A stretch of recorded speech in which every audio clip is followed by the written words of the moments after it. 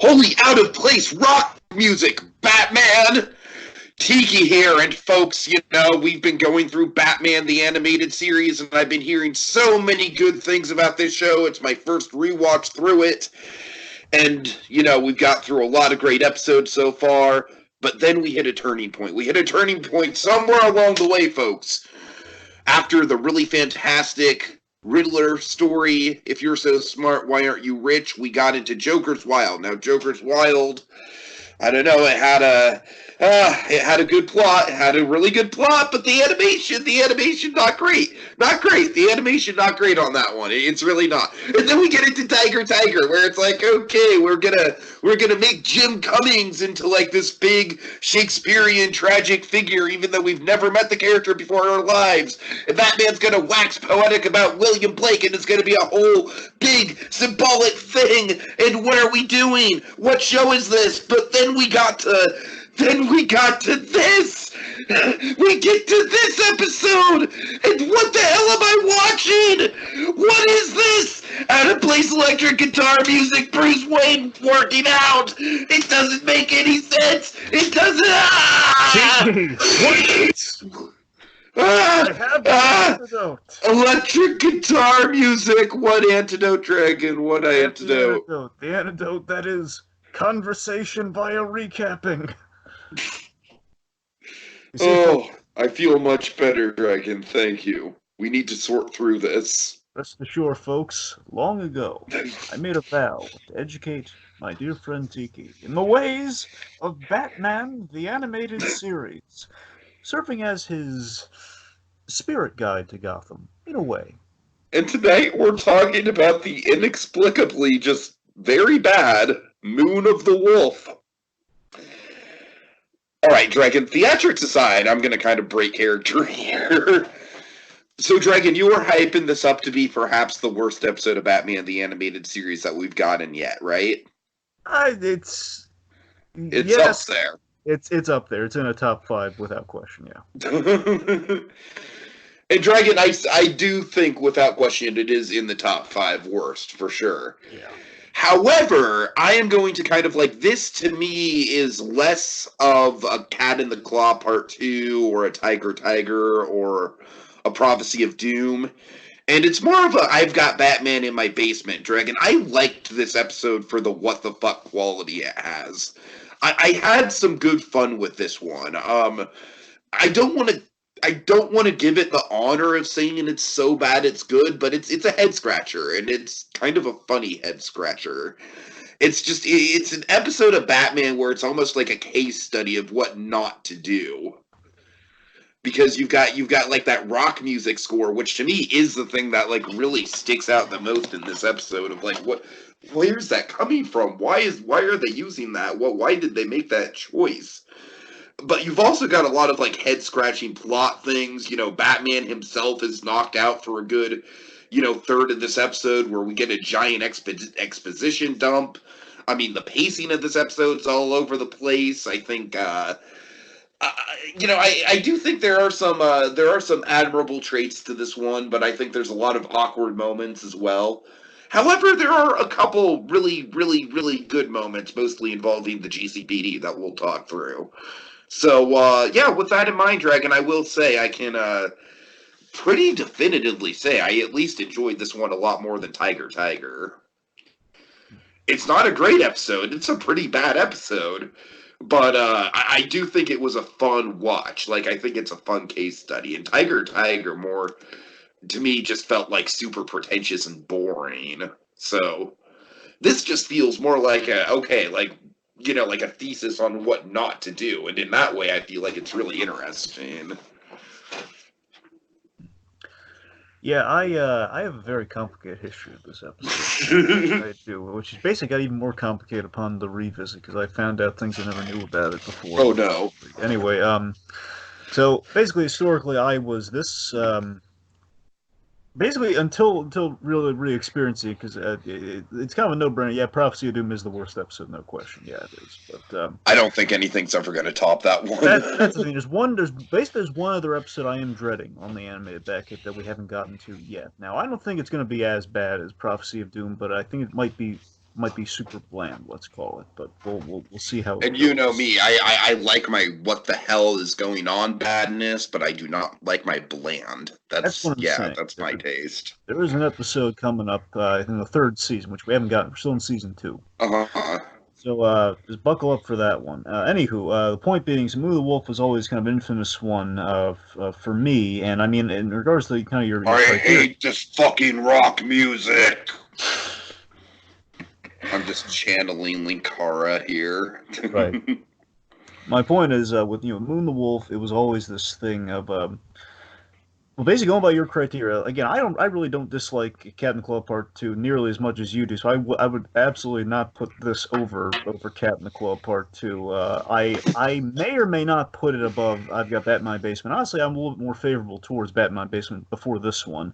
However, I do agree that there are a few standout moments in this episode. I will give you that. There are a few. That's the one. That's I know for a fact that we've got one that we very much agree upon. That's a Gordon moment. We do.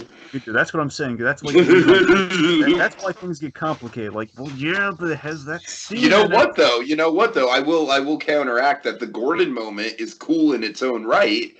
But it's got a little bit of a silly Kevin Conroy Batman thing going on with it too, at least plot wise, that we'll get to. All right, so it's like there's like a give and take throughout the episode of like, oh, that's good. The Simpsons. I know you're not a big Simpsons guy, Dragon, but do you know the Simpsons meme like, that's good, that's bad, that's good, that's bad. Or you know what? I'll speak your language, Dragon, to relate it back to Spielberg and Amblin. It's like a good idea, bad idea. All right.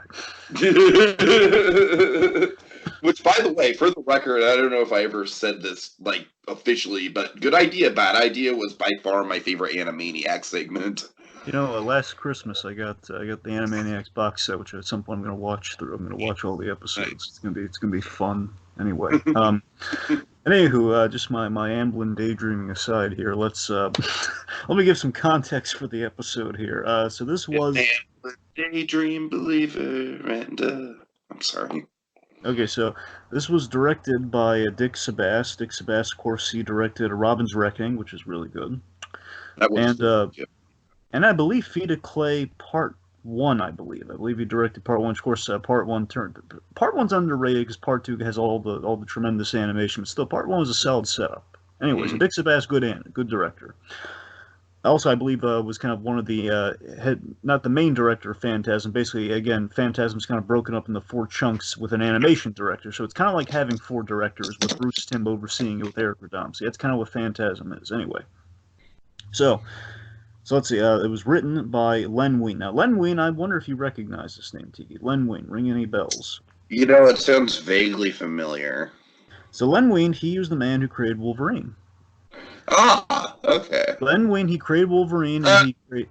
That makes sense. Wolf, yes. Werewolf, yep. Yeah. So Len Wein, he created Wolverine, and he created Swamp Thing for the DC kind of comparison. Okay. That's his bigger claim to fame. So he's got a thing for heroes who can transform and kind of have like these sort of like godlike powers. Oh yeah. Okay. Basically, he definitely has a flair for for monsters and kind of like savagery within a character, I'd imagine. Sure, yeah. Again, remember the Wolverine is really kind of defined by Chris Claremont, kind of the Wolverine you see today, but basically, just kind of the guy with claw. The aesthetic Wolverine, like the Wolverine that fought the Hulk in the first place, just like this guy you didn't know much about, seemed like a cool Clint Eastwood type fighting the Hulk. That's Len Wein. Got it. All right. Studio worked on this was ACOM. ACOM, and now again, I've set this up for you before, especially with Joker's Wild. ACOM. Despite the first letter, not the A studio by any stretch. ACOM, just to give you a taste here, ACOM at their worst, they did Joker's Wild, and here's their actual worst. You have Joker's Wild and you have Prophecy of Doom. Ooh, yeah, that's not a good combo, although I do like Joker's Wild from its story perspective. I'm with you. Again, we're very sympathetic. Storytelling-wise, Joker's Wild, Paul Dini goodness. Animation, on the Joker specifically, crap. Anyway, now, of course, there were a lot of inconsistencies with the episode. Basically, the word is Joker's Wild was kind of the nail in the coffin for like a Bruce Timm's getting fed up. Okay, no more ACOM, no more. No. Okay, Yes, no kips. For me, it was this one, it's so funny. Dick Sebast, there was like an eight. I found this out apparently. There was this there amongst the crew of Batman the Animated Series, there was kind of like this running joke with Acom that Dick Sebast said, where he says basically when you have an episode maybe you get excited about, but then you find out which studio it goes to, and Dick Sebast said when you find out it went to Acom, you knew that was the kiss of death. Oh no! Which Oh yeah, I see that. which again adds a little bit of sympathy on the rewatch, and you learn stuff like that. Ah, oh, poor Dick. Poor Dick Sebast. So here's the big thing. This is why the episode gets really complicated for me on the rewatch. I never really knew this. I mean, I think I vaguely knew it, but I never knew like how directly this was a factor. So this episode is an adaptation of a comic, a specific comic, and that like the whole structure is literally them trying to adapt like a single issue Batman. It's Len Wein was the original writer, and that was the thing. So Len Wein did write a couple episodes for Batman series, traditionally ones that would adapt comic stories. And I think one of my all-time favorites is in season 3, which we're going to get to, which Len Wein kind of had a hand in, I believe. Point being, Len Wein, he wrote this story with Neil Adams, the great artist and storyteller Neil Adams. Not much of a writer, but excellent storyteller and a very memorable artist. You know, extraordinary person. So this was Batman number 255. Now, Neil Adams, I don't know if you've ever heard this, on Fat Man on Batman, Neil Adams had this famous LSD drug trip story that he told.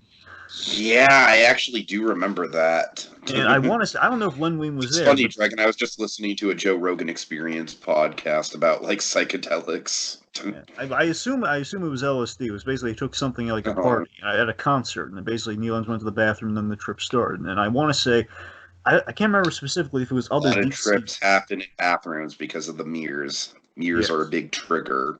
Anyway, sorry, go ahead. So Neil Adams essentially, I wonder if the other DC artists and writers went with him because given Neil Adams was kind of I assume Neil Adams was on a monster kick, and during that famous drug trip story, there was like people transforming into werewolves.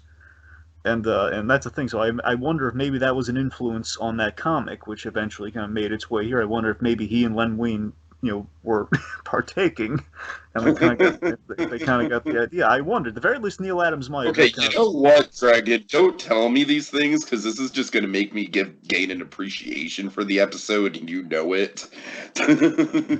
So Romulus, Anthony Romulus. The name Romulus is actually a nod to the Roman myth. It's kind of the age-old, the old adage. Yeah, the old adage being raised by wolves. Where there's like an old Roman story about these two brothers, Romulus and Remus, who were both raised by. Yeah, Romulus and Remulus. Oh, sorry. Yeah, you're right. Yeah, they're raised by wolves. Of course, yeah, you get it. So basically, what you should know, this is important. This is going into this. I don't know how this is going to affect you here. So the story is predicated on the fight scene, which honestly, that's the best part of the issue. The fight scene, the construction site between Batman and the werewolf. Which that is the best part of the story for sure. Yeah, because it is kind of giving us exactly what we want. It's like Batman v werewolf. It's like, how can you mess that up?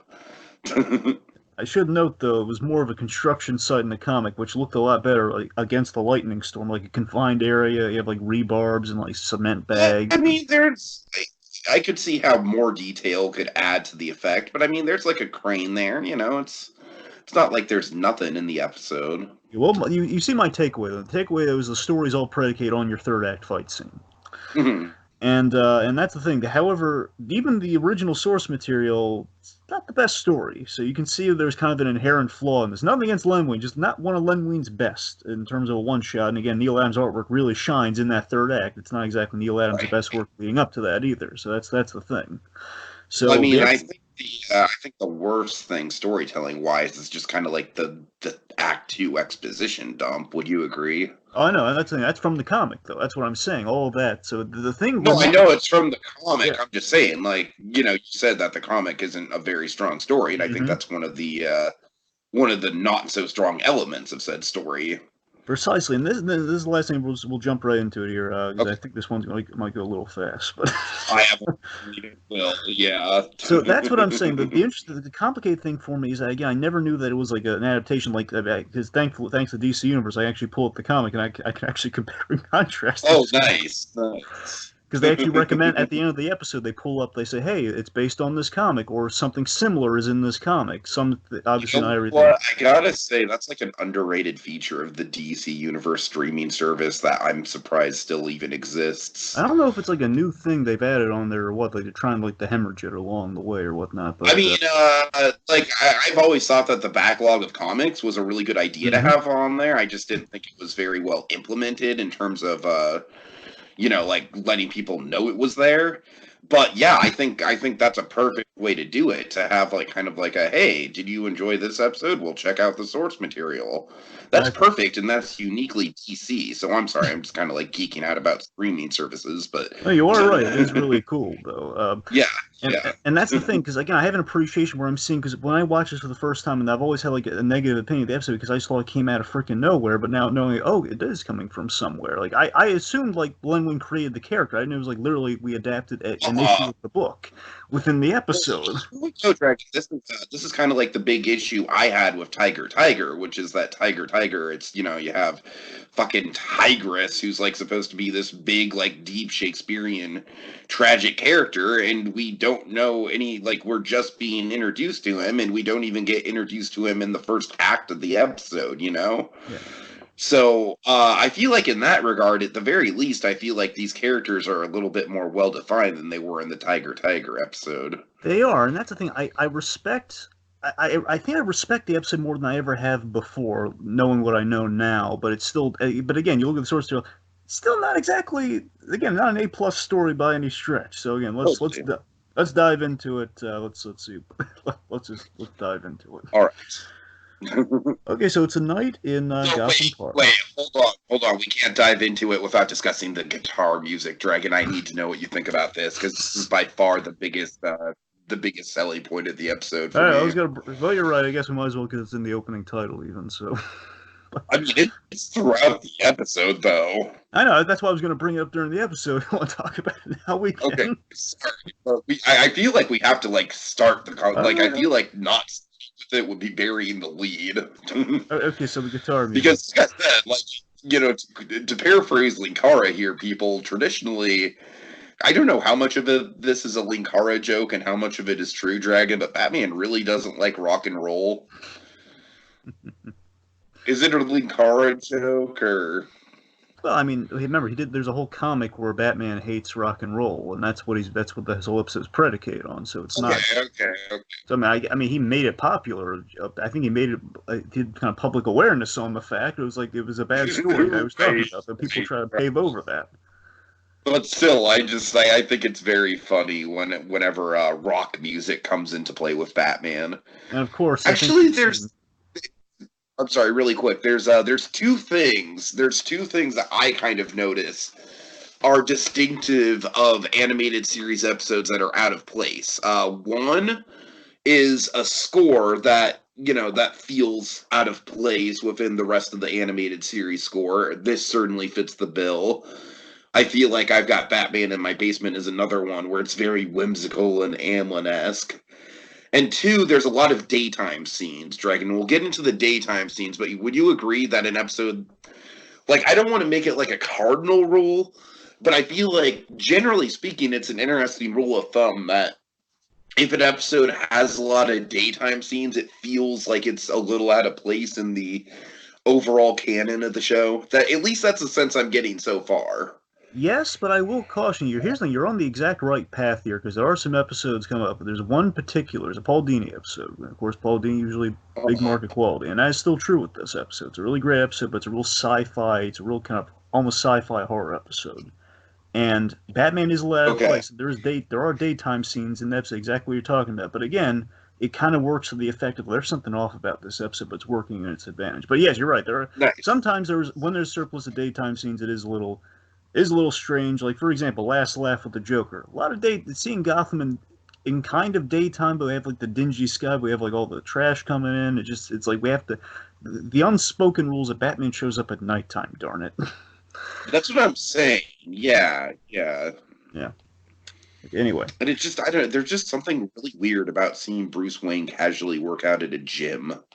Yeah, but again, that's that I don't know. you do have to factor in though that again, it's Bruce Wayne should be in daytime where Batman should be at No, nighttime. I Yeah, understand that. I yeah, understand that. I yeah. get that, but still, it's just like I we'll get there. We'll get there. Okay, yeah. The point. So with the guitar music point, just so we can get it out of the way. It's of course quite funny that of course Lego Batman has definitely kind of made it's kind of earned the guitar music back. No parents. Now of course Dragon, that is the song that should have been nominated for best song at the Oscars. Not everything is awesome. yeah. Anyway, Go ahead. no, but for me though, it was of course, when I think the animated series and guitar music, kind of rock music being kind of infused into it, of course, the best example is Batman Beyond. They did it so well. So that's Oh, interesting. sure. Yeah. So one could argue they were kind of testing the waters, like how far can we push this? Honestly, what I think the reason for it is I think a big failing of the episode, if you want to connect it to maybe like the music being linked to maybe some really being kind of like some slow kryptonite in the episode.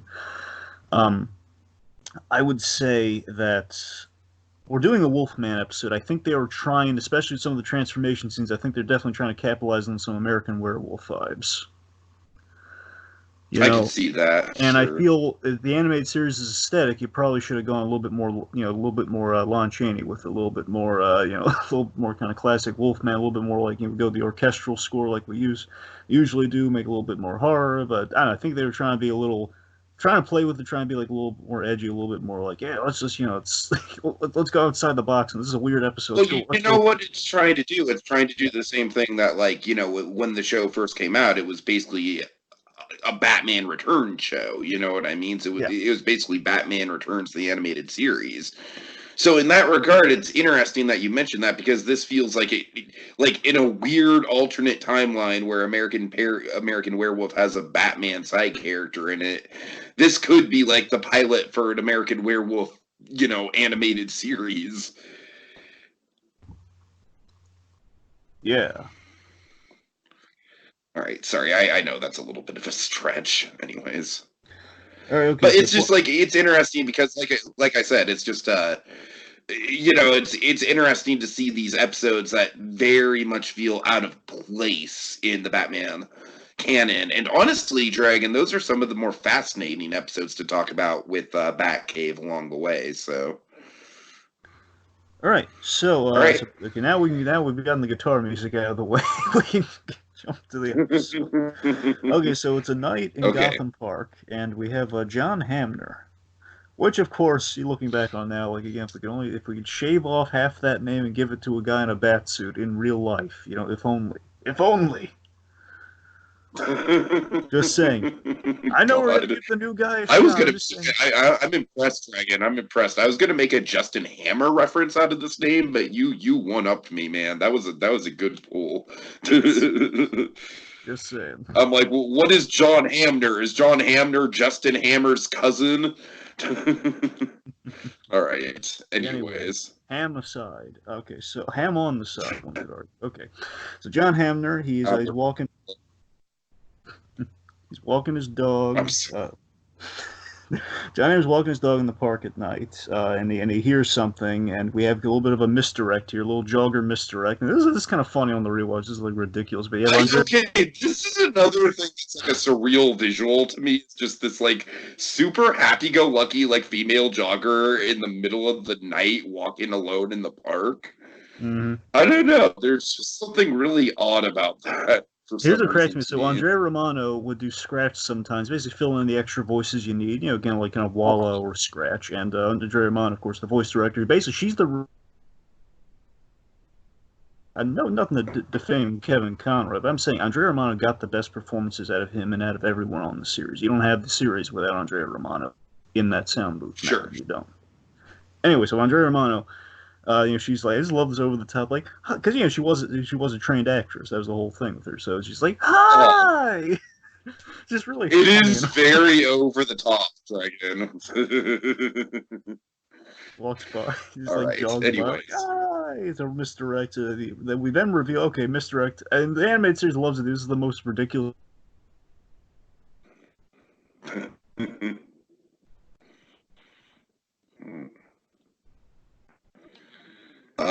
Dragon? Sorry, folks. He seems to be cutting in and out. Oh boy. Dragon, you there? Okay. Well, folks. Hello, Dragon. All right, I'm gonna keep going, folks. Maybe Dragon will return. I'm not used to it. We're recording on Skype, and I'm not really sure what to do with Skype. So when Dragon pops out, anyways, yeah, the wolf. God, I'm sorry. Now I'm really thrown off. Okay, so we see this happy-go-lucky jogger jogging by the security guard, jogging by Mr. John Hamner, John Ham. Anyways, and here, yeah, Tiki. I'm sorry, Dragon. That's not me. But yes, I know. Yes. I'm sorry. Jesus Christ, I'm all scrambled because I wasn't sure if you were going to show back up or not. All right, Anyways, okay, go ahead. We're back. Point being, after the jogger misdirect, kind of a Godfather-style staple of the animated series, well, something goes wrong and something bad happens. You know, it's kind of like the light bulb seeing the Godfather. Right. So we reveal the werewolf, the famed werewolf. The dog defends his master, and this is taken from the comic, but it was a different setting. Basically, the werewolf again, this is what I'm talking about. It doesn't help at all. Randomly attacked a lady in her apartment for no reason. She had a dog, which then he tried to defend her, but now it's just that we at least we made it related to the plot. I'll give it that much. We made it related to this whole John Hamner thing, which still doesn't make sense once we get to it, but just let's go for argument's sake. John Hamner. Here's the thing with the werewolf. I feel like there's a lot of animation errors with scale and stuff with him. But at the very least, I like the color scheme and I like the overall design. I kind of like it, but it's just a little too. Again, it feels a little bulky, and again, again, you can definitely tell they're going for American Werewolf vibe. And again, it just it's feels almost like a light felt take on American Werewolf. Yeah, that's an excellent. Like the bulky factor. That's an excellent way of putting it. Again, the demonstration is so. Again, the werewolf design you have here, like the full blown werewolf, that's not from the book. The one he has like in the middle, like the brown version later on, that's the one from the book. Mm-hmm.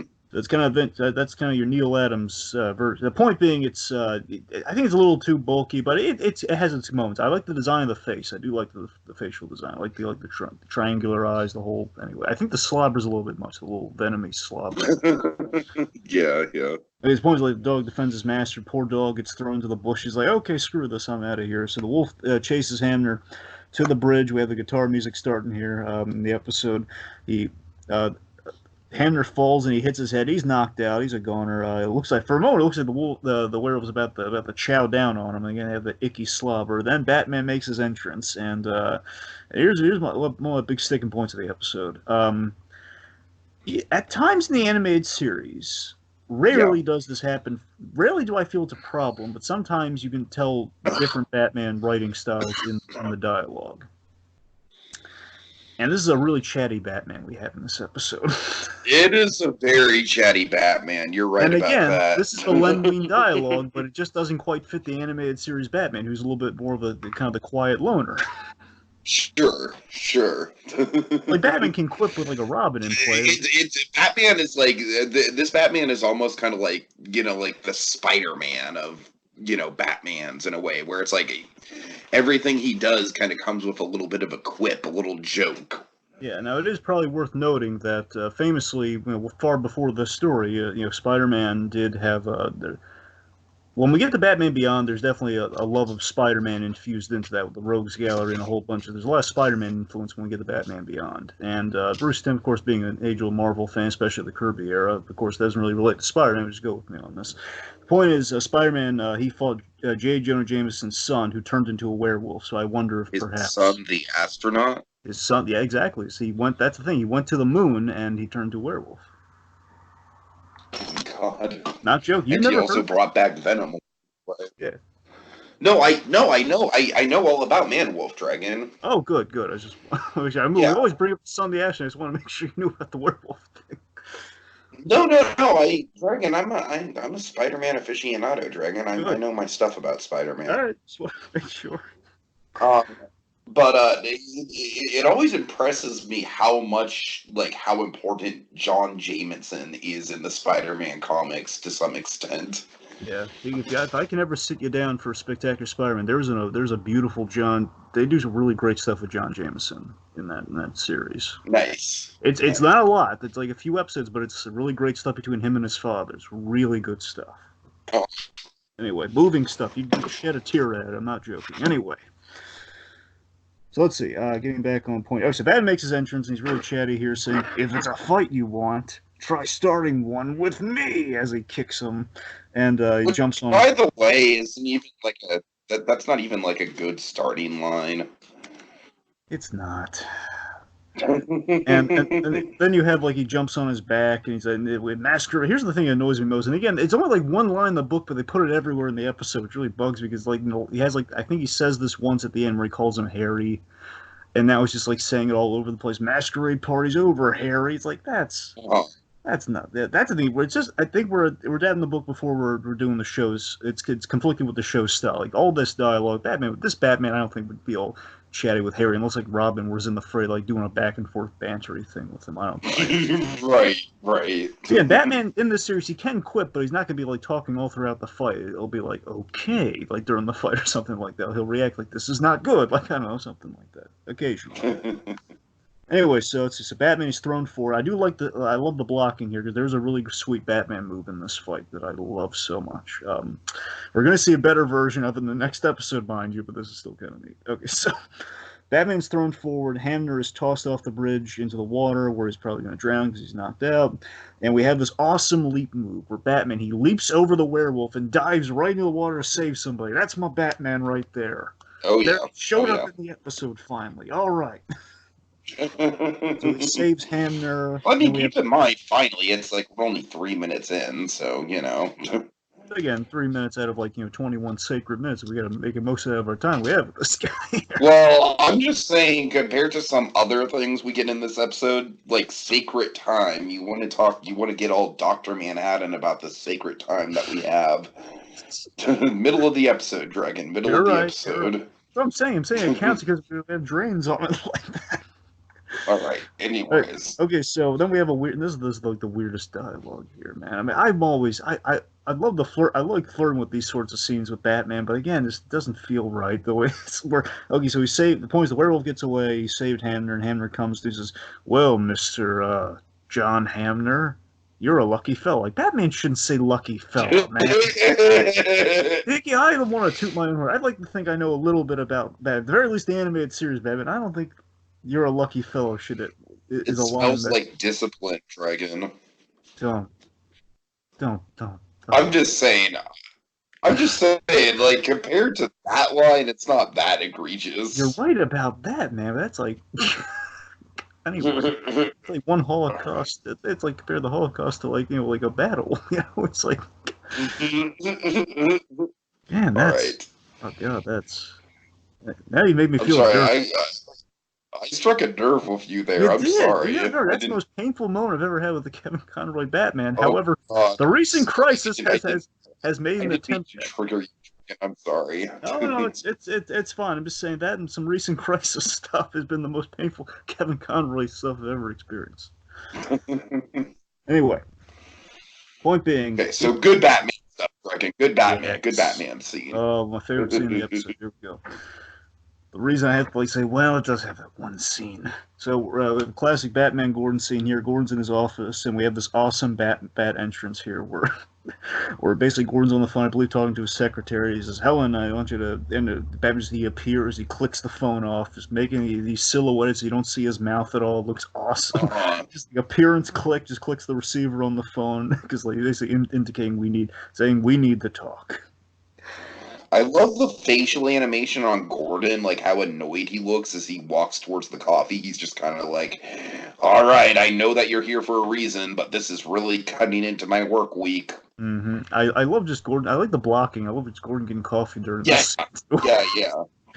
And again, this scene from the comic, so I guess what I'm saying. We did bring some good stuff in the comic too.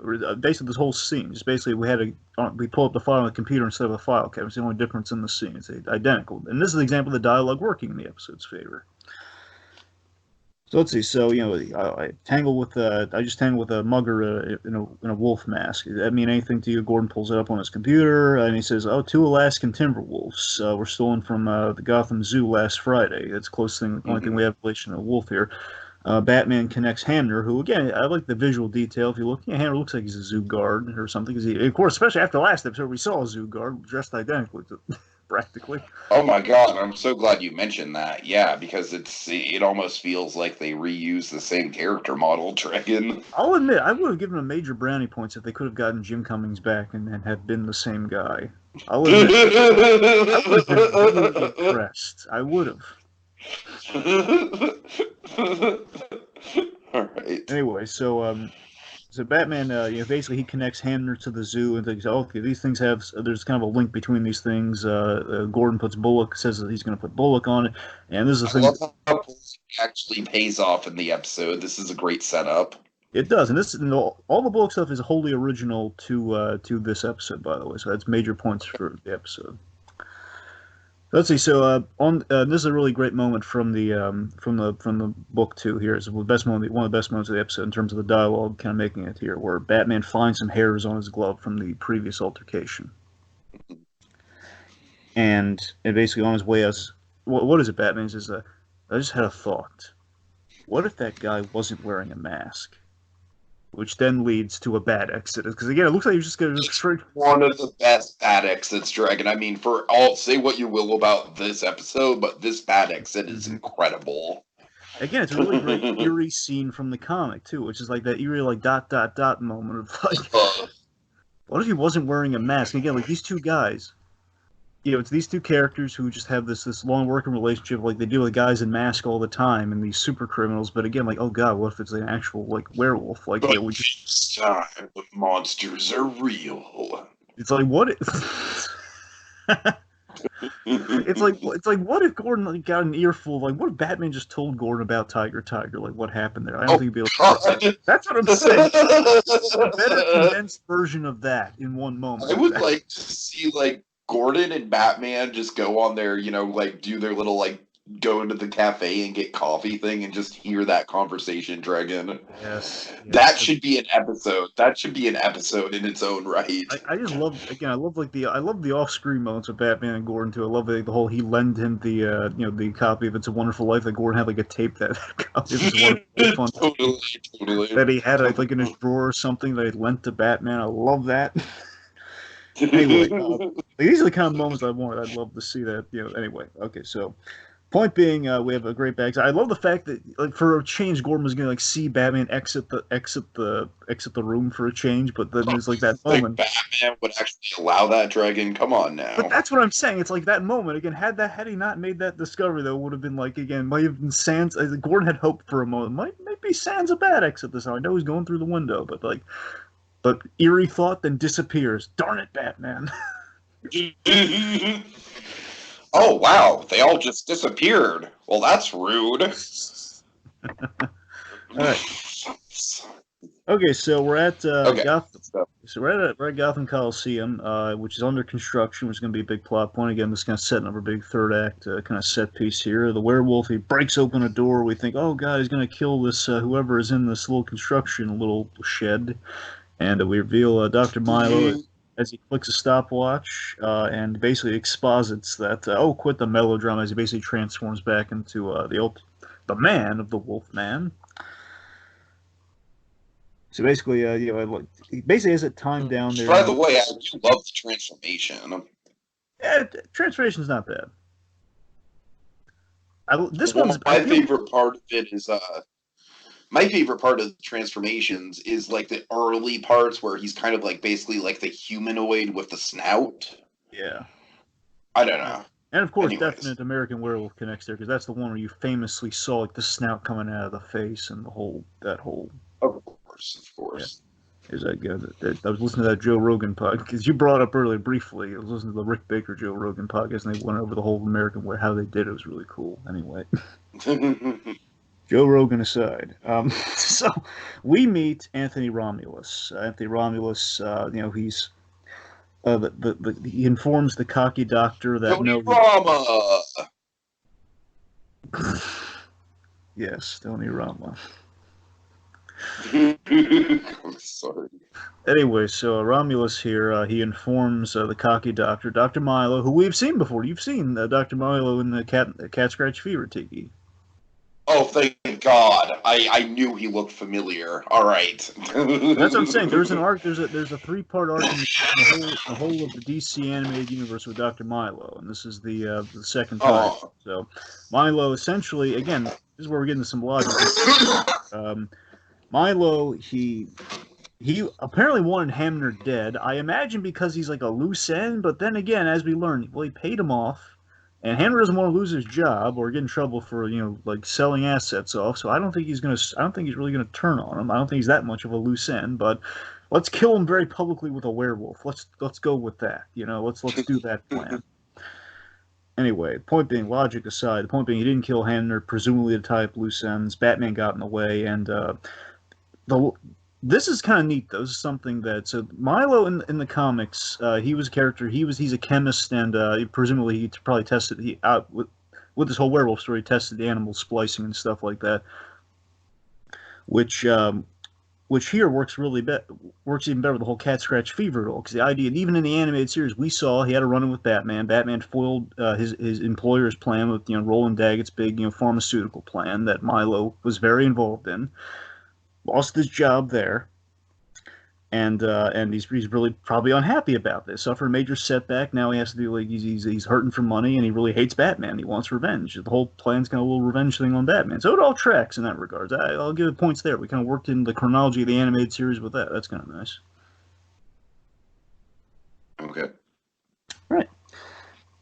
Okay. Let's see. Right. Oh yeah. He basically he tells him okay he's gonna sick him after Batman, but he also says essentially that maybe Anthony Romulus can do something to help, and he brings up this newspaper of Batman, which by the way there's a little in joke. It says Bruce Timm captures rare photograph of Batman. Oh really? I didn't catch that. It's nice. Like right under the picture. It's That's like a little byline. It's like it's really cute. And rips up the paper, and we have a transition between the one newspaper to the news report, and everyone holding the paper, the paper with the big headline of basically a former Olympic champion Anthony Romulus announces he'll double his his charitable donation if Batman appears at his home to receive the check. The big plot point, and now we're at the gym. Why don't you take us through this part? Oh man, Dragon, this is some out. I don't know about you, but like I said, I understand that like we've got to have some casual Bruce Wayne scenes. Like I get that, but just seeing Bruce Wayne working out in a gym with like spotting partners and everything, like it's uncanny, man. There's something wrong with it. I think the thing that's wrong with it, Dragon, is the fact that like it's basically just like a big exposition. Like, all right, we got to make sure that Bruce Wayne hears about this, this giveaway thing. But it's like, Trey, it's all over the newspaper. It's all over the radio. Batman would have heard about it. Okay, now like this whole gym scene. Go ahead. Sorry, that said, I'm of two minds of that because on the rewatch, I did pick up on something I never picked up on before. Because I was exactly of your mindset just now when I first watched the episode. But I realized something. I think Bruce Wayne, he did read it and hear all over the news and everything, and he's checking in with the guy who put the ad out there and say, okay, this guy has an ulterior motive. He's sizing up the guy, like, does this guy really just want to meet Batman for a donation? Yeah, that makes sense. Fair enough. All right. Anyways, yeah. So yeah, I don't know. Like I said, I don't know why, but there's something really odd about like it is though. That's what I'm saying. The background third female character who's just helping them, with the weights, and then they start jogging. She's Lady Exposition asking like, "What? You want to arm wrestle with Batman?" That whole thing. And Lady Exposition, absolutely. Lady Exposition asking like, we just get this really weird shot of like Bruce Wayne like running towards the camera, and he's just like, I don't know about this. I like to think he's wearing sweats to hide like the Batman physique underneath. I like to think that's right. Sweat thing.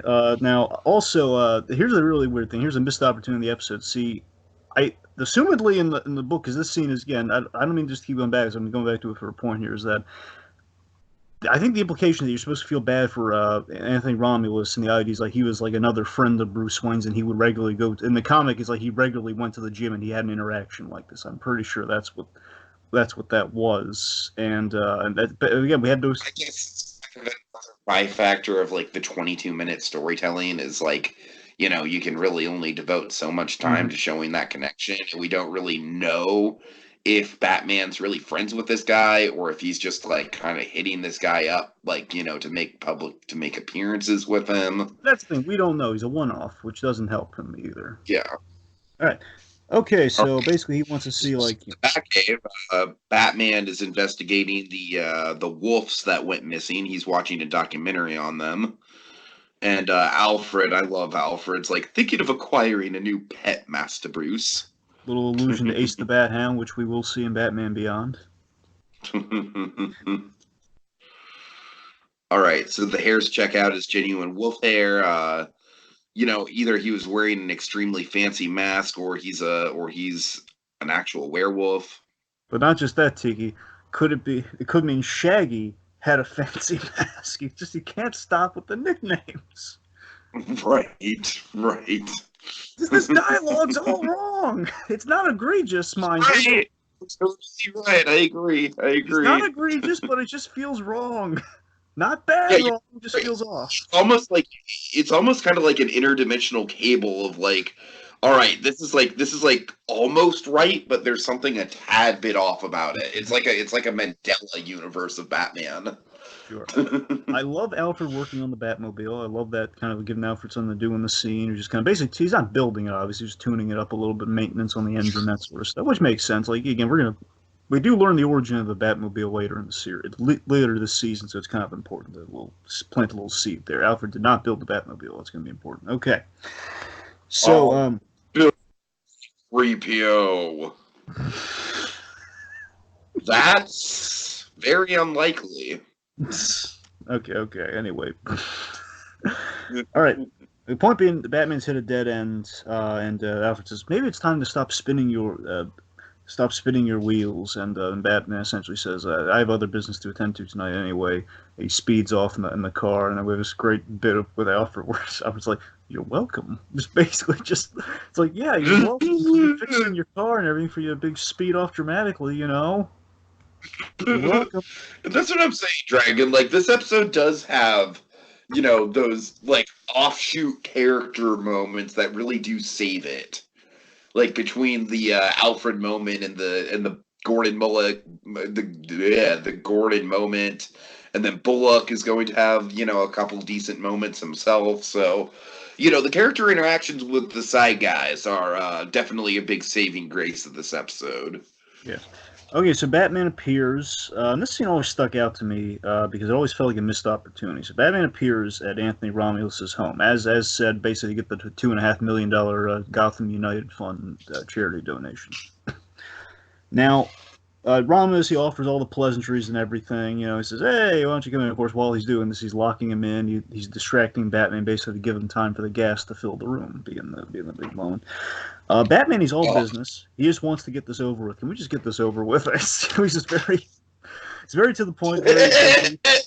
Another thing that feels very off about Batman, like, honestly, even if Batman does suspect foul play from this guy, you don't want to antagonize the guy, To be fair, it's just here's the thing. This to me is the missed opportunity of the episode. It's always bothered me. It's a weird thing. Is that I think it's what we completely glaze over in this episode is there's an interesting question of Batman making a public appearance for charity, and that as Bruce Wayne, he wants to. Usually, he would do this thing as Bruce Wayne. But Batman specifically has to do this. He wants to do right by his parents, which would necessitate Batman doing this, being completely contrary to logic and what he should do. But again, it would help people, it would help the city. So that's an interesting. What bugs me is that why wasn't that the conversation he had with Alfred in the Batcave instead of the whole wolf thing? I get it. All that really goes completely out the window, Dragon. It's like it's subtext on top of subtext in the episode. Like that to me would have added maybe a layer of Batman put himself out there, and it was a mistake. He learned he put himself out there for the good of the city, and didn't end well for him. So Batman, he starts feeling ill, starts feeling hot. He Like, I don't think he's insulting Romulus. I think he's uncomfortable with the whole thing. I think it reads, which is kind of interesting, but again, without the substance. Just like, okay, Batman's is uncomfortable. It feels really random. Like, okay, Batman's uncomfortable. Why? I don't know why he's full. I don't know why he decided to go there. Aside from, I guess it's the right thing to do. And now he's not feeling so well. He's feeling odd. He then deduces that the room's being filled with gas. Now yet again, we could just leave it at that. The room's filling with gas. We can leave it there, but no, it gets really chatty with don't know what you're planning on, but you're not gonna get away. Oh God, this is this is not great at all. Not great at all. You know what I'm saying? They're using the chatty Len Wein style here, and it just feels really. It's a thing. Like just leave it gas. Like just leave it there. So Batman goes down, and we adapt the line from the book I never got, and I still don't get, and it's just still it's always baffled me. So Milo enters the room. He says, "You should have taken the doctor drink, Batman." And it's like, what does that mean? What does that mean? Through the drink, as in, like, was it be a little less pleasant? Was it going to be an actual, like a doctor drinking the positive sense, which wouldn't make any sense? You're saying this to an unconscious man? Why? Ugh. Yeah, not great. Not great. Moving on, so we're at Sebas Construction. Hey, Sebas Construction, little nod to the director. God. I'm sorry. At this point, I'm just like, yeah, sure. It's all right. Let's go with it. There's not a lot in this episode. That's what I'm saying. Oh, God, I knew this episode would break us, Dragon. Okay, so there's a storm brewing outside, and of course, this is for the ultimate payoff, which again is a huge part of the book too. We're basically the big lightning storm, so we're setting that up with the whole. That's why lightning looks good. You know what? I will give the episode this much. It does do a good job setting up the lightning storm, like not just in a couple moments, but throughout. Yeah. All right, so let's see. So Romulus. So again, we see that Anthony Romulus, he's a guy who's got, before we have it fully exposited to us here, what we glean from Romulus is he feels dirty for what he did to Batman. He didn't want to do this. He's being kind of forced into things by Dr. Milo here. And Dr. Milo, we reveal, has Batman chained outside in in a literal coliseum. Doesn't get any more Roman than this, folks. He's chained outside in a coliseum. It's under construction again, because we can't just use a construction site. We have to use Coliseum because I don't mind. I just wish we saw a little bit more of it under construction. Is all I'm saying. But it's fine. It's fine. So he basically hopes that Batman's going to awaken so he can before moonrise, so he can see the end coming. Milo's just been out of job. I mean, he's a really gifted chemist. He could just find other work. But then again, he's a kind of a back alley chemist, I guess, because he's a black market chemist, more accurately, anyway. So, by the way, I forgot to mention this. You might recognize Milo. Dr. Milo, he's voiced by Treat Williams. He was in 127 Hours. He played the father in 127 Hours of James Franco's character. Ring any bells? Oh, man, with 127 hours, I mean, the whole thing just kind of like, there's really quick flashes to stuff that's not going on in the actual canon. My personal favorite being the Scooby-Doo acid trip. But, no, I don't remember the father in that movie, to tell you the truth. The only thing in that movie that I really remember outside of the rock stuff is the Scooby-Doo scene. All right, that's fine. I was just kind of taking a stab at it. All right. Uh-huh. Okay. I love how I'm sorry, really quick with the Scooby-Doo acid trip scene. I love how it's like, the whole point of it. It's like, this big elaborate party where all these drugs and alcohol are going on, but he's just fantasizing about the bottle of water, Dragon. He's like, if only I could get to that. Anyways, go ahead. All right. So Anthony hates Milo, but Milo holds the key to his salvation with the antidote. Milo's offering him tea and everything. I only want a taste of the antidote, which of course leads to a flashback. Because remember this? Remember, Anthony? No pain, no gain. Then we get a flashback. Tiki, this is the flashback that really doesn't work because there's a monologue within a monologue of this flashback. I know, sir. The editing is horrendous. Really, can we just kind of yada through all this stuff, Dragon? Yeah, because it takes up a lot of the episode. I'll keep it brief. Okay, all right. Keep it simple. Romulus, he trained for the Autumn Games. Basically Gotham's Olympics, the point being, he trained for the Autumn Games. he went to Milo. So again, like an ex pharmaceutical guy, and after the whole Roland had affiliations with Roland Daggett, who was a huge name, and of course some seedy dealings. Basically, if anyone's going to be able to help him, I like the logic of that. I like that. Okay, he would go to Dr. Milo, who's worked with Roland Daggett, who's a huge name in the pharmaceutical game. If you're an athlete looking for steroids, for a guaranteed edge, as in steroids. Sure. Basically, looking for an undetectable steroid. Milo, he's come up with something. He warns that this undetectable steroid, basically the way he circumvented it is that it's parts of a steroid mixed with Timberwolf estrogen. Which, by the way, that just sounds like extremely dangerous to put in your body, obviously. I love how like right, as soon as he announced it, as soon as he announces the estrogen thing, he's like, give it to me, I've got to have it. And it's just, I don't know. There's the pacing on this is odd. Everything about this is odd. I mean, just to say why this doesn't work, it's just, he says, it requires testing. Ramos just literally just takes it, and like, Milo has this really satisfied grin on his face. Now, did Milo hope this was going to happen? It's like, how does this plan work? I mean, literally, he wanted the steroids, he's going to test it, but again, eventually he's going to make it to him. Milo says, it's too late now, doctor, the power is mine. What?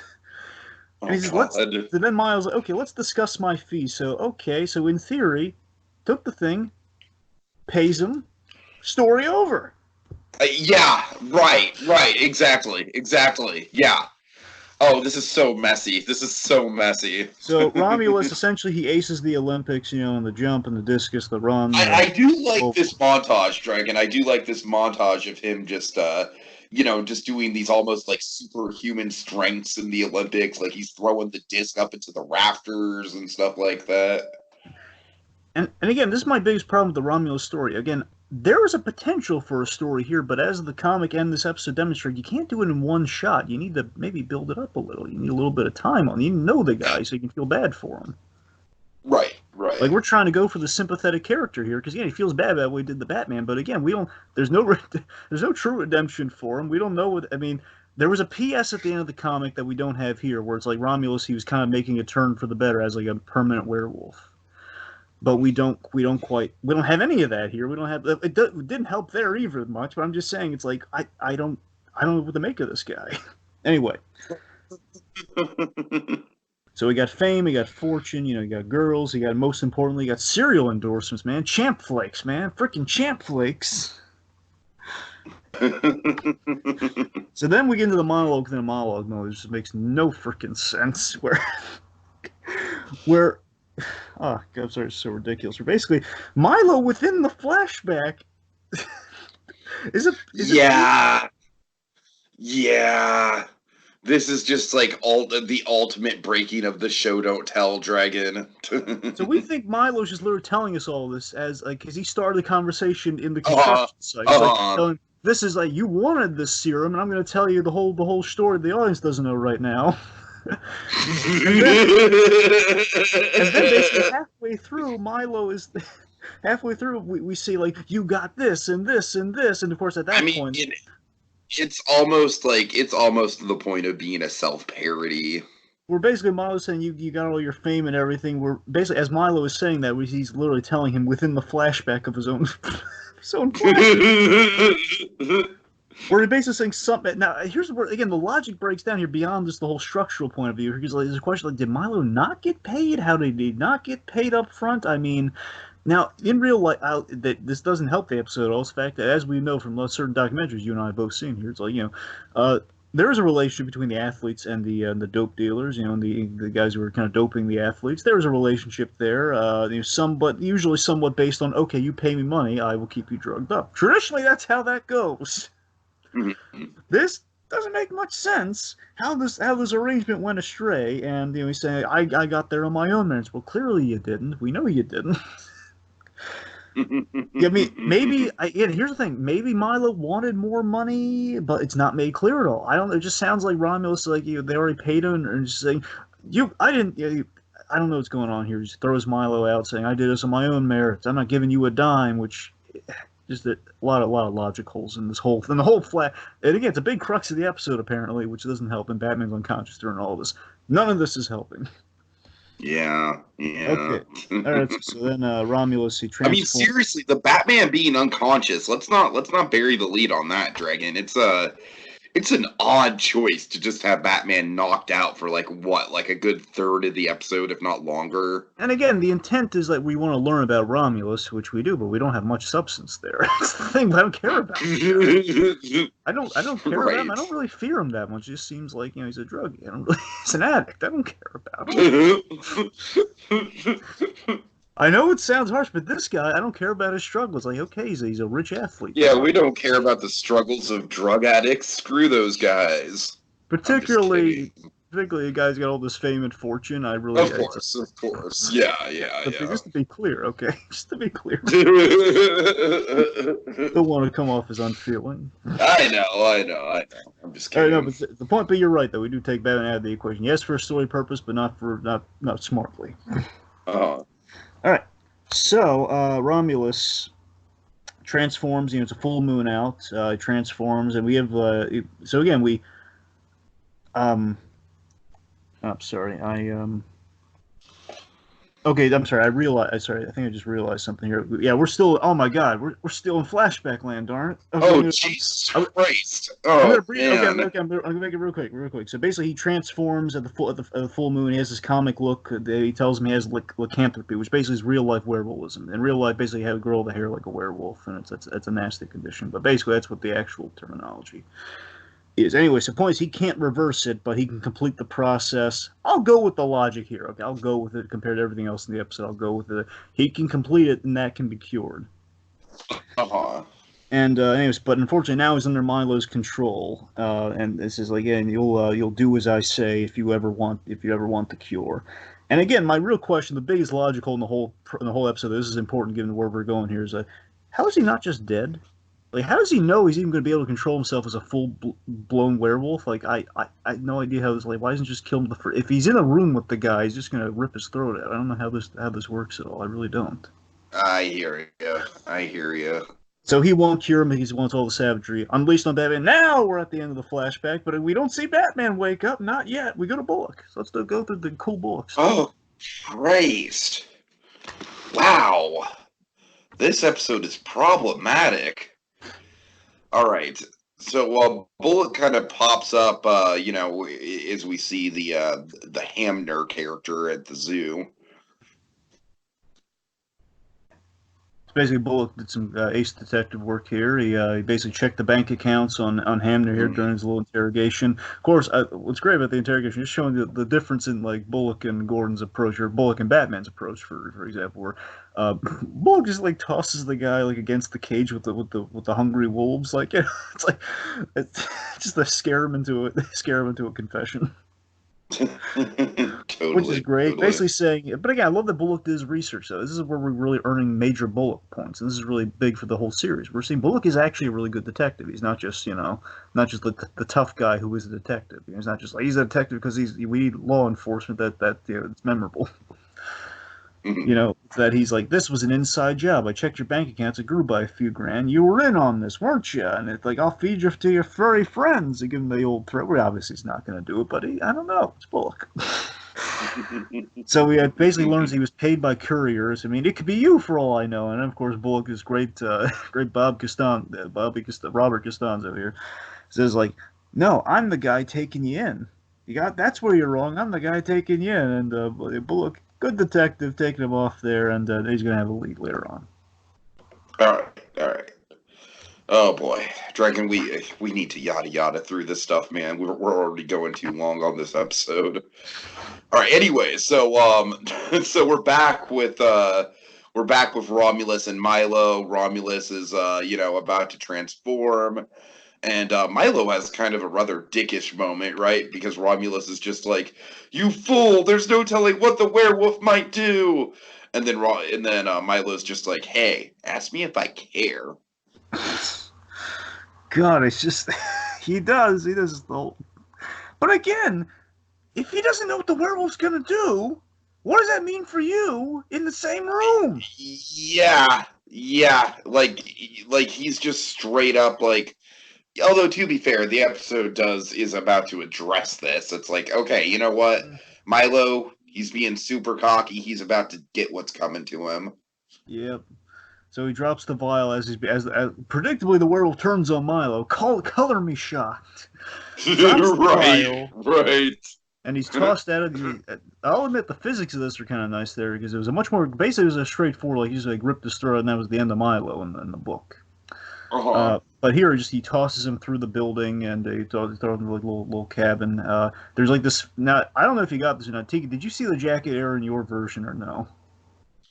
I'm sorry, what? The jacket thing. Did you see the jacket there? Milo's jacket keeps changing colors in your version. No, I don't think I did. Yeah, because here's the weird thing. When they released the animated series on Blu-ray, they fixed this, which shocked me. But back in the days when I watched this one on the DVDs, they the jacket, like Geppetto's hat in Pinocchio, kept changing because they used the old model from the Cat Scratch Fever episode, so it kept changing models. So it kept going from like the brown jacket to the white jacket, brown to white, brown to white. No, I'm pretty sure that was fixed in this version that I watched. And the version I watched, that one in the rewatch with DC Universe, so it's crazy. Yeah. Anyway, of course, his Brave and the Bold death was a lot better because he was turned into cheese and eaten by rats. But let's not dwell. Oh God, that sounds horrifying. And remember, they brought up in the Scooby Doo crossover. Anyway, okay, so we have the big showdown going on here, and again, they're a little minus the Neil Adams art and the full construction site. We're kind of just boil this down to like, and they fight. Yeah, they fight. The cops are called. Bullock arrives on the scene. Bullock gives the order to to hold their fire, and like this is a big moment for Bullock and Batman. He's kind of giving Batman a chance here. He's kind of warming up to Batman for a change. Like you hold your fire. Let's let him handle this for now. What do you think of that one random moment where that couple is on the street and he looks through the fence hole and he's like, "Oh, I think we need to call the police." Very, very. Just it's kind of addressing the ridiculousness of we need to call 911, but it's also like we need to get Bullock there. And honestly, it's kind of pointless. We don't really need Bullock there when you really think about it. It's like it's just gonna. It's a nice moment for him, Batman. Don't get me wrong, but it's just like I'm gonna shoot. Yeah. Why are they there? Kind of oh man, because his plot is a mess. That's what I'm saying. Okay, point being, Batman, he fought him in the Coliseum area. He used there's a huge. This one they didn't fix real quick. This one. Oh God. Okay. So there was a big point where they took off Batman's utility belt, and throughout the whole sequence, throughout the whole time, he had the utility belt the whole time. Ooh, yeah. I have a hard time following the continuity of like when he takes it off, but yeah, that's a problem. He never lost it the entire time somehow, even though we saw him take it off. And here's the thing: they animated the scene as if he didn't have the utility belt the whole time because he just found a random lockpick on the ground that he used to get out of the cuffs. So again, lucky he just found a random lockpick, but also again he didn't. It's ridiculous. Anyway, sorry. Back to the point being, he fights the werewolf off for a little bit. They end up going to the top of the Coliseum where there's a crane, which is going to be really important. Batman essentially the whole fight builds to this, and other things. I don't know if this one they did not fix either. The utility belt and the symbol it turns white. The color's completely wrong. They make it white. Oh God. Few shots. This one talking about the end. This is why ACOM got fired on this one, as far as I'm. Yeah. This episode wasn't almost as much as Joker's favor. This was Joker was off model. This one was like there's a lot wrong with this one. Sure. Anyway, point being, Batman he hops on the crane, kind of swings into the werewolf, kind of kicking him, and basically on the swing back there, he basically jumps off of it, which is kind of a nice move. He jumps off as the crane takes the werewolf. The werewolf's clinging to the thing, and then he's struck by lightning, which in the comic was very conveniently struck by lightning. Yeah, and this is the thing. From the book too, book was more gruesome. But basically, Batman accidentally stabbed the werewolf with a rebarb. And basically during the fight, the lightning struck the rebarb. I buy more than the crane, honestly. I don't know why. I just buy the rebarb more if he's sticking out like during a rainstorm. He's going to be hit by. I don't know. Sure. Point being, where we can't stab him with a rebar in Saturday morning television. So just very conveniently, the fight's over with. Okay, he struck the crane gets struck by lightning, but it's established lightning storm. Falls into the water. We have a little epilogue here where Gordon sees that he sees Batman leave. Milo Milo taunts Gordon. This moment, Tiki, as questionable as this episode is, I can't explain why. I really can't. But given my love of Jim Gordon, I guess this is why. This moment always stuck with me, where such a weird moment where it's not a bad moment. It's just kind of an odd one of all the things that stick with me from the episodes. This moment always, where Milo taunts that I'm innocent. They'll never convict me. Oh yeah, I'm glad you bring this up because it feels like it's kind of like a cliffhanger leading to something, and it's just this really weird, like unresolved moment. Does it ever get carried up on Dragon? Because you say this guy has a little bit of an arc. He does. Now here's the thing. So basically, Gordon says, "Don't count on it. The door's closed." My favorite bit of the animation. This is the reason it always stuck with me, Tiki. It's like a little kind of like little moral thing with me. The whole the tomes of Batman, as it were. Let's call it. It's just where the door is closed and you see Milo's smile disappear, and you get to see that okay, he was just putting on a front for Gordon. That always kind of stuck with me for that reason. Okay, he's obviously this guy. Oh, I like that. I like that. You're right. I didn't even notice that little bit. So that's the thing always stuck with me from the episode. That's the one moment from the entire episode that was the only good part of the episode. Well, not that in the Gordon scene, obviously. The place of the Gordon, it's another Gordon scene technically. Anyway, Point being, so Milo he has a really big role in the DCAU, but you don't find that until Justice League Unlimited. So that's like shows and shows down the line. Wow. That's the thing. He was only in 3 episodes, so it's like the Cat Scratch Fever, this, and then a really important thing where basically he unleashes Doomsday. I'll tell you that much. He unleashes Doomsday, which basically triggers a whole mess of problems, and people not trusting Justice League anymore in Justice League Unlimited. So he starts off like a huge, the whole thing there. So that's important anyway. All right. Okay. Let's wrap this thing up, Dragon. All right. Well, the ending is this: Bullock tells Jim there's no sign of him, but let's wait 4 weeks to a full moon, which is a great moment. I don't think it's in the book, but it's even better here, where Bullock gives Bullock a little moment here. It's like, hey, we'll know in 4 weeks when the full moon appears. Then we'll know if he survived. And that's a great line. Yeah, that's cool. That's cool. We have the weird bit where, again, we rush stuff, absolutely. Romulus's mansion is for sale because he disappeared, so he can pay off his creditors. We were very kind of Nanny-esque, like, oh, you'll plots when you see this house for sale. And says, well, why the owner leave? It's a weird conversation. There's no bearing on the whole thing. Because, again, we've taken out all the reasons we should care about Romulus. Because if we cared about that little exposition dump, then this scene would have mattered here, where it's like, oh, that guy just had just about everything. Yet he gave it all up. We see the moon. We see a wolf. It feels like they're trying to be profound about it, but it's just not really landing. Yeah, the episode feels like it's supposed to be like an anti-steroid episode, but we didn't tell that story at all well. Well, I mean, yeah, it's... Anyways. It should be an anti-drug episode, but it's not at all. Go on. So I gotta say, just final thoughts, man. This one, honestly, talking through it, it kind of got worse than my initial, like, oh yeah, this is a fun kind of like B-movie episode with some plot holes in it. Like, no, this is, I mean, talking through it, Dragon, this is pretty egregious, man. This is pretty bad. I mean, I still think that Prophecy of Doom is worse. It is. And honestly, just because of the whole, like, pretension of Tiger, I still have to put that a little bit worse. This isn't great, though, man. This is not a good look for this show. I'm excited to get back into some of the episodes we have in the later half of season 2, but yeah, these past couple have been rough. Yeah. Good news, there's a string of good ones that coming. After about 2 more episodes, we're gonna have like a whole string of good ones that coming. Oh. All right, so for me, rare occasion where we adapt the story and it doesn't. Basically, it's a story that we probably shouldn't have even tried to adapt. It's like one of those rare times, like, oh yeah, look, they took a stab at adapting it. Just like of all the things, maybe they shouldn't have adapted it. Maybe again, I can't help but wonder if maybe if we did a little bit more of a timeless kind of homage to the Wolfman style, maybe it could have turned out a little better. I don't know.